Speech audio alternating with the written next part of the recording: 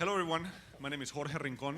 I'm from Adsmovil, a Hispanic and Latino targeted mobile advertising company. I'm glad to be sponsoring this panel right here.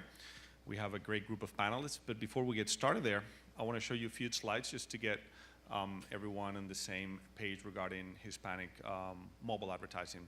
Does anybody in the room raise your hand that's involved in anything that has to do with Hispanic advertising? Would you raise your hand? Oh my God, we even over-index in here as well in the audience.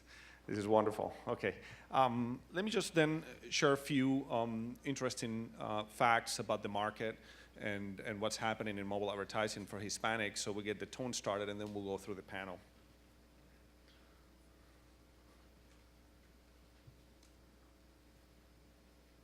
There it is. Whoa, too fast. Okay, as you may all be aware of, the Hispanic market is no longer a niche when it comes to digital advertising. It's, I don't know how many are familiar with the latest numbers regarding the way that Hispanics had adopted mobile consumption and mobile devices, but it's truly an undeniable fact that the Hispanic community is not only highly connected, is highly social and engaged through the mobile devices. I gotta get the handle of this. There it is.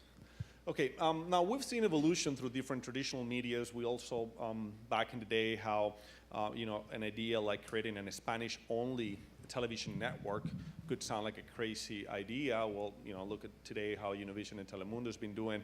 But it took a while from the moment that happened to when they became mainstream, right? So the evolution of the different traditional mediums from newspaper, radio, television, PCs, and portable devices has been, in a way, shifting through the years. But one thing that really got our attention is particularly in the mobile environment is one that truly Hispanics own and dominate. It's a medium that got really to the core of the Hispanic audience in a period of, I would say, 4 to 5 years from the moment that the smartphone penetration has started to get to interesting levels. There it is. Just a little bit of the stats here, and this is something that's going to pretty much get us going. The U.S. mobile internet users, those who go online mostly via mobile phone, right, that use the mobile phone as a primary method to access the internet, Hispanics, 60% versus African Americans, 43 versus white 27, which is an amazing number. And one of the ideas we want to leave here behind is that when addressing the Hispanic market, making mobile part of this strategy is truly an understatement. We believe it should probably be centered around the mobile medium as one of those. And let me start by introducing our panel. I have here with me Laura Semple. Laura's Colombiana. Thank you for being with us.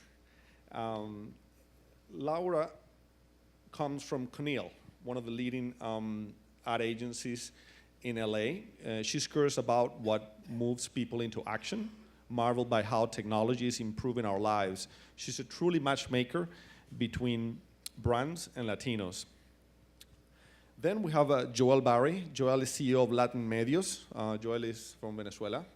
And he's an advertising industry innovator in the US Hispanic and Latin markets. He's always looking for the most effective way to get things done. Very pragmatic with a creative twist. I would agree to that, Joel. Now we have Xavier Mantilla. He's Ecuadorian. He's a client manager department, Universal McCann Latin America. He's a digital advertising veteran with proven track record, playing key role in a number of media companies and agencies in the US Hispanic and Latin American markets as well. And we got Guillermo Abud, Memo, from Mexico. Memo is a VP Digital Director of a Starcom MediaVest Multicultural arm.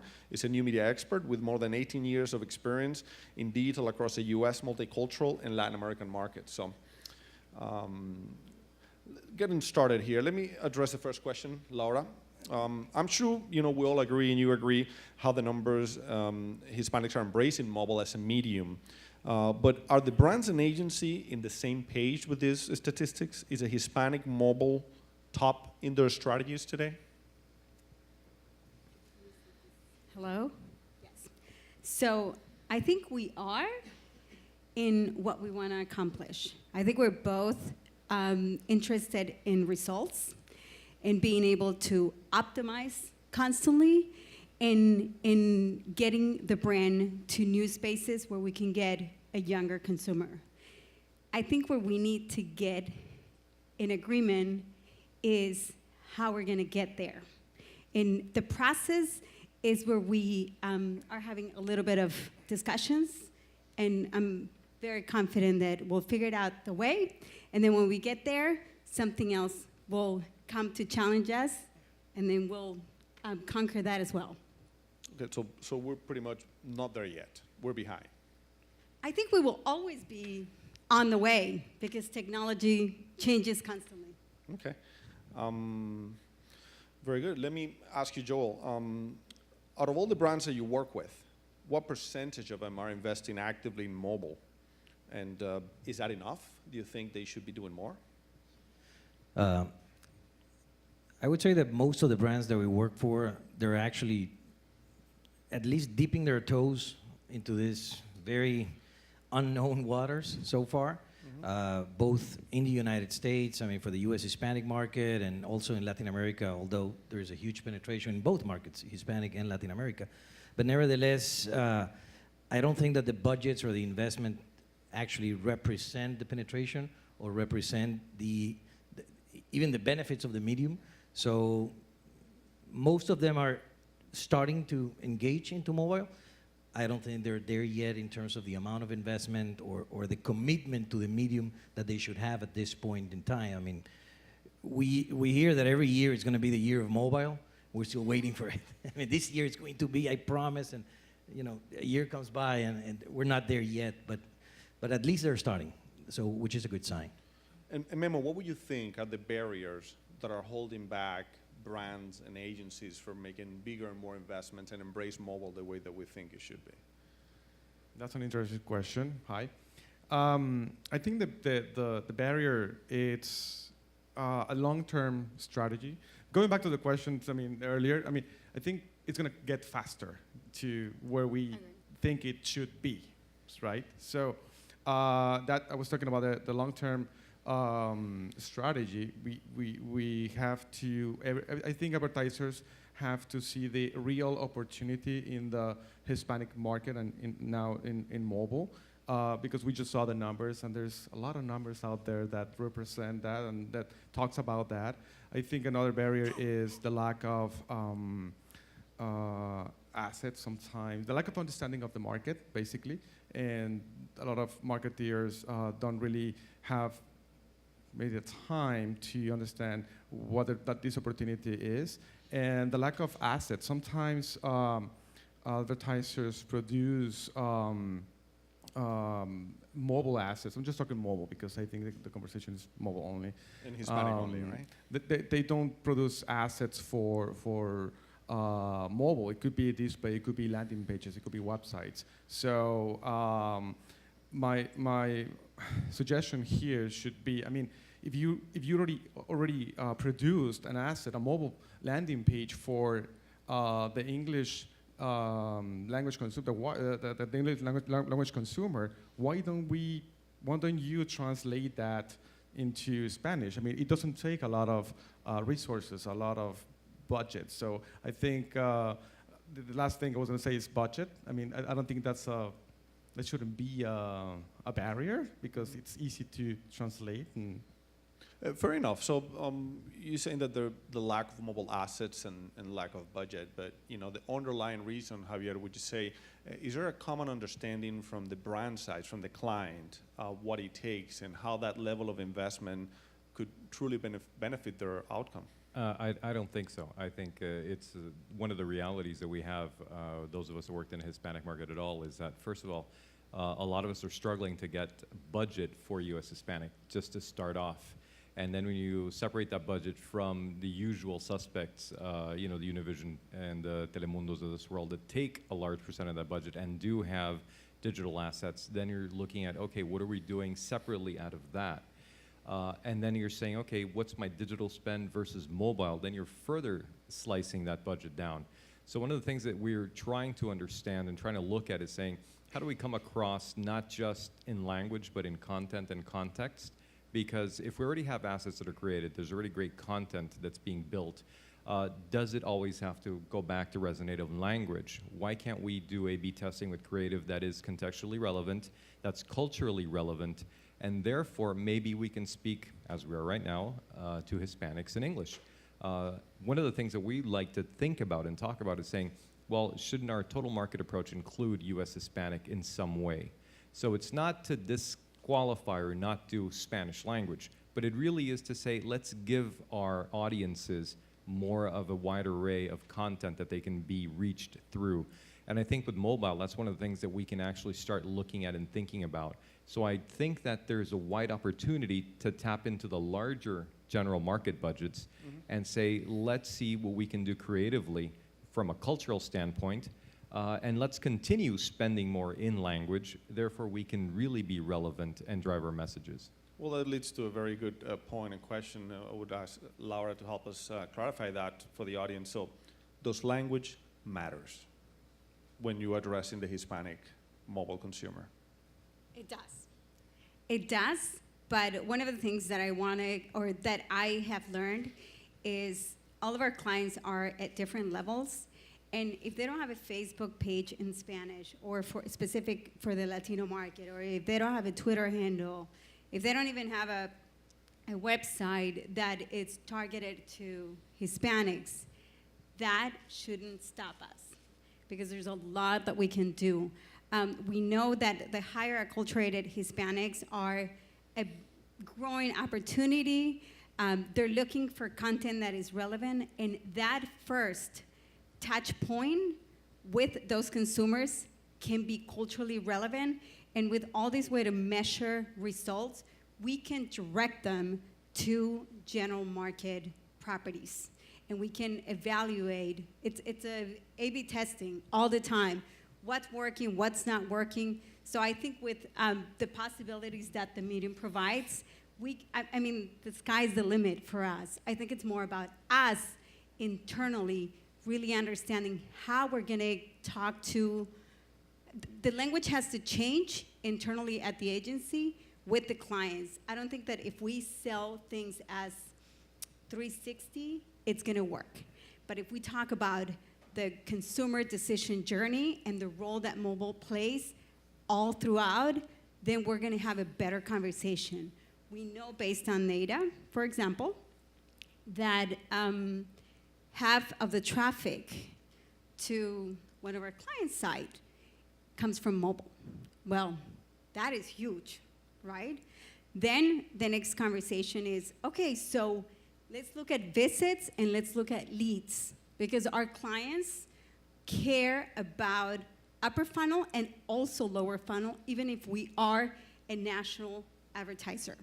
So what we see is that mobile can give them the lower funnel, the leads that they need. So that's why I feel that there's always a role for mobile when the consumer is exploring, when the consumer is ready to shop, and when the consumer is ready to brag about their purchase.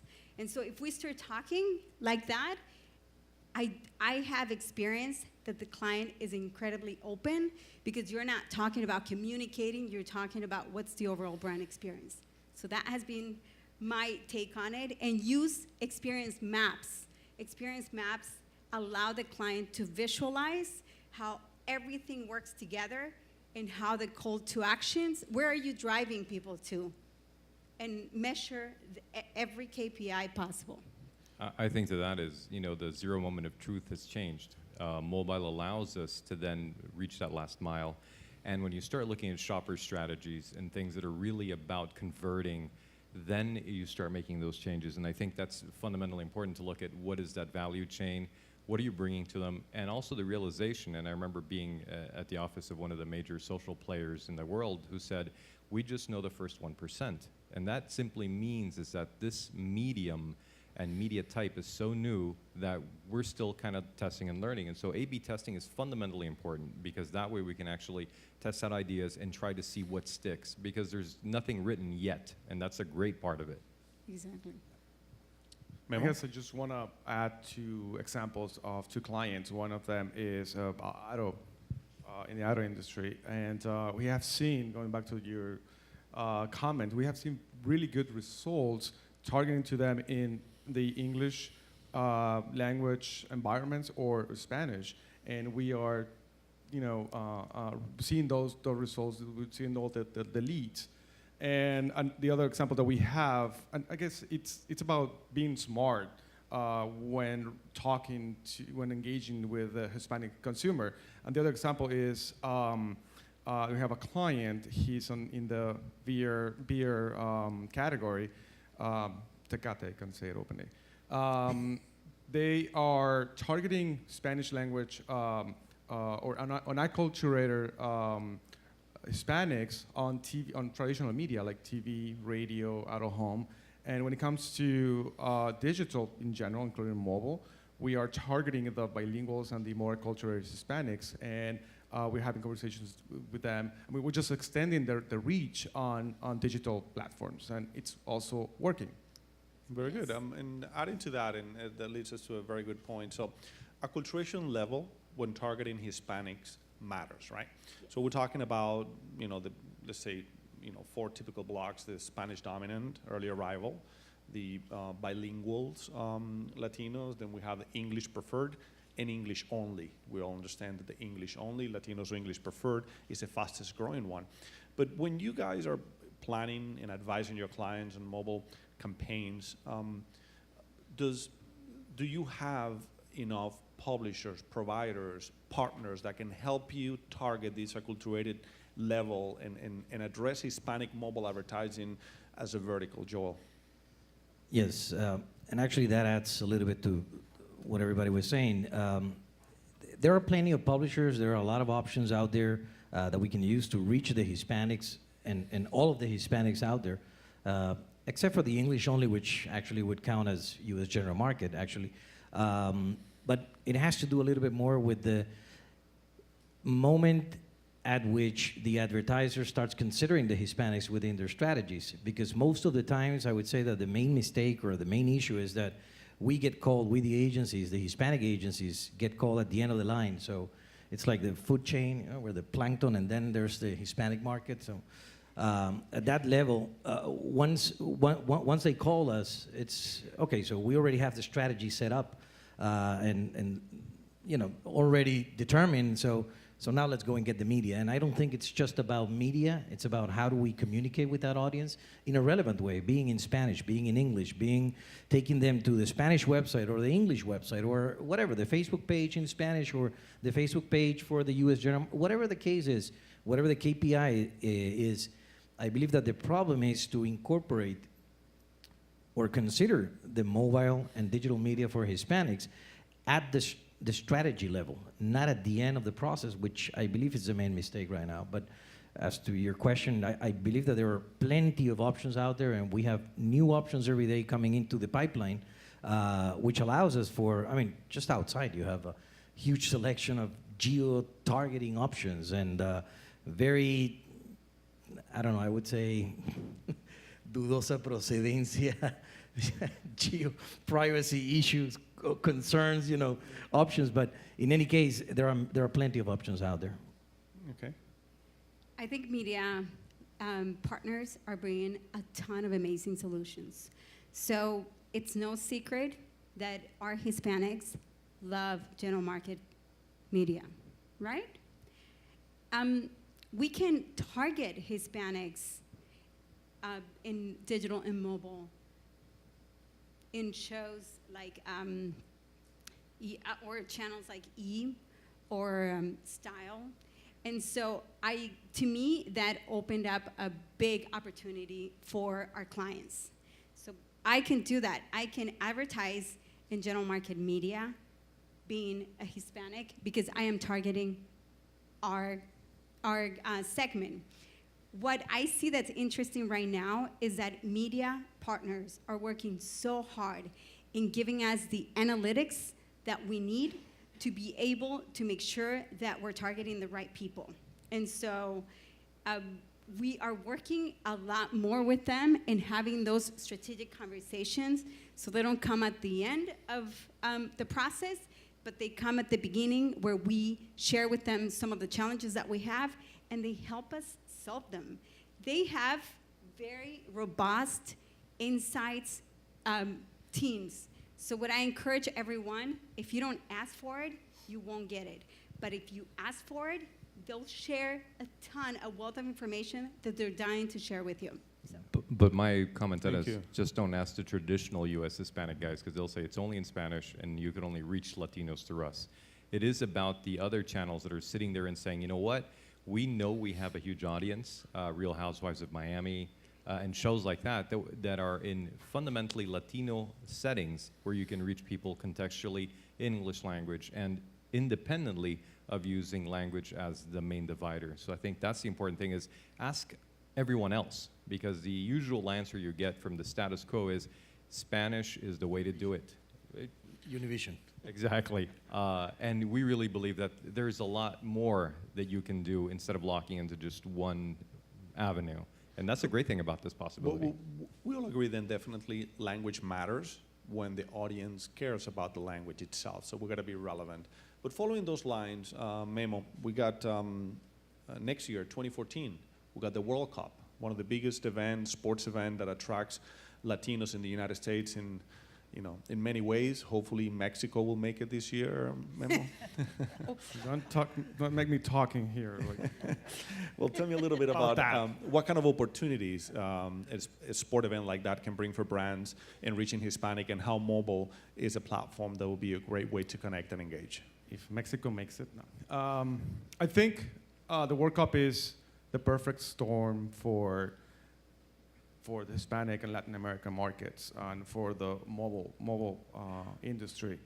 And why do I say that it's the perfect storm? It's because not only Hispanics over-index in mobile usage, devices penetration, behaviors, and all that stuff, but also in social media. I mean, social media has become a pretty,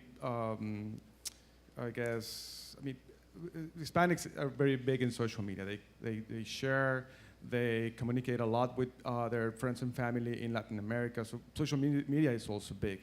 Then you have the element that soccer or sports and soccer, it's a huge passion point for Hispanics. And I guess the fourth one would be that it's going to be in Latin America. So I guess all these things are happening, that 2014 World Cup is going to be the perfect storm, and real-time conversations are going to be a reality. So again, going back to the point that we have to be smarter at reaching out and engaging with Hispanics on the digital and mobile platforms. I want to add to that, Facebook mobile, in-feed content, amazing. The results are incredible. So we have options in the Latino market, and the takeaway would be test everything quicker so you know what works and doesn't work. But I strongly recommend Facebook mobile in-feed. I agree. Speaking of the World Cup. And speaking of the World Cup, one of my clients is sponsoring the Brazil team for the next 7 years. So we're hoping Brazil to win the World Cup, of course. They're in, believe me. So, but the thing about that is really being able to look at sponsorships in a different way. So, for example, we sponsor Formula One and we sponsor content, but content really being built out of great thinking. And so the strategy has to be, how do we share this content through the social sphere? How do we amplify the content? And it's really looking for partnerships that work. And for us, we found some great partners that really have helped us move that needle to say, you know what, with an investment, because every client says what's between the paid, owned, and earned, and really move the needle across to owned and earned. And I think that's where the new frontier really becomes. And adding on those lines, and Joel, I'll leave it up to you, but we're talking about the World Cup where content is extremely important. We want to go beyond just sharing advertising, but want to make it relevant. And as much as the advertising would blend in with the app or service that you're looking into, let's look at the App Store. How many people here know how many apps are there in the App Store? A number? I think it's close to 1,750,000 apps. Very small percentage of those apps offer Hispanic pure relevant content, right? There's a phenomenon going on in Latin America where many smartphones will be penetrating the market. There'll be more development of apps going back to in language, right? So Joel, how do you see, because you probably have a very good grasp of things that happen in Latin America, how do you see the penetration of the smartphones in Latin America contributing with content and more relevant mobile-ready assets for consumption here in the United States? It's actually a pretty interesting landscape right now. Also, it depends on the region. You have Central America, where basically they're giving the smartphones away like for free. Data plans are pretty inexpensive, like $10 per month for unlimited data and whatnot. Not the quality of data that we have here, but that has contributed to the expansion of the app world in South America. Obviously, you have certain countries where you won't see like the iOS as the main operating system or whatnot, but obviously Android has gotten into the market pretty strong. But it's a very healthy environment right now. There are a lot of companies translating apps from the United States into Spanish and whatnot, but the beauty of all is that even if you have the app in English, or you have like games, for example, like let's say, Angry Birds or whatever, Candy Crush, you don't need a language app. You don't need a Spanish Candy Crush to be, playing your whole day.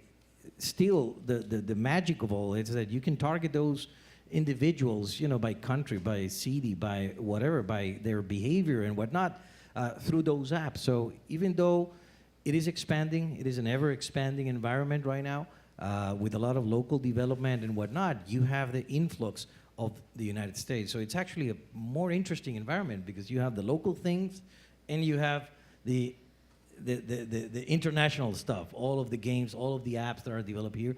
That not all of the apps are available in the local app markets, by the way. But nevertheless, we get to see the best of both worlds, which is fantastic, and it's a great experience. Good. Let's go quick. We're going up into the. Well, I'm just going to say a quick thing about apps. I think one of the things is, as you mentioned, Angry Birds. For us, Sony Pictures is one of our biggest clients, and what we've done with doing the pre-rolls within the Angry Birds platform really has pushed, and so it goes back to taking a step back. We have a global deal with the folks that run Angry Birds. That global deal is based on the U.S. deal, and therefore we were able to piggyback on that for U.S. Hispanic and for LATAM. So it's really looking at those big picture players, having bigger ideas, and saying then how can we implement these great ideas across different marketplaces? And the localization of them is what's really worked for us. Real quick. One more thing, I don't know if you guys know, but 21% of iOS devices in the US are owned by Hispanics. So again, I think that's going to change because a lot of Hispanics have smartphones. We know that more than 65% of phones that Hispanics own are smartphones. So just wanted to throw that out. Couldn't agree more. Real quick, I'm sorry, guys. Yes. We have time for maybe about one question.